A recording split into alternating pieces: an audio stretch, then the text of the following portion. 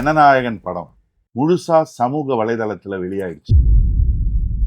அத்தனை கோடி முதலீடு, பல ஆயிரம் தொழிலாளர்களுடைய உழைப்பு, டெக்னீஷியன் மற்றும் கலைஞர்களுடைய வேர்வையெல்லாம் யாருக்கும் பயனில்லாம போச்சு. பட தயாரிப்பாளர், விநியோகஸ்தருடைய நிலைமைய யோசிச்சு கூட பார்க்க முடியல. இதுக்கெல்லாம் யார் காரணம்னு சம்பந்தப்பட்டவர்களுக்கே நல்லா தெரிஞ்சிருந்தோம். இதையும் நிச்சயமா அரசியல் பண்ணுவாங்க. திமுக மேல பழிய போடுவாங்க.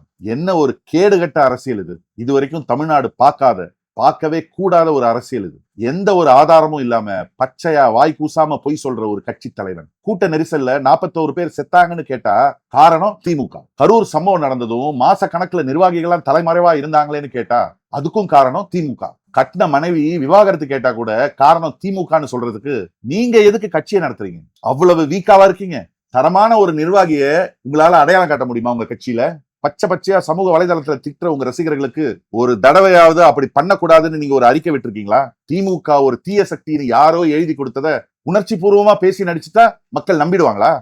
உண்மையிலேயே தீய சக்தி யார் தெரியுமா? பண்ணையாரே, பனையூர் பங்களால கண்ணாடி நிச்சயமா இருக்கும், போய் பாருங்க, அதுல தெரியும் அருவருப்பான அந்த பாசிச முகம்.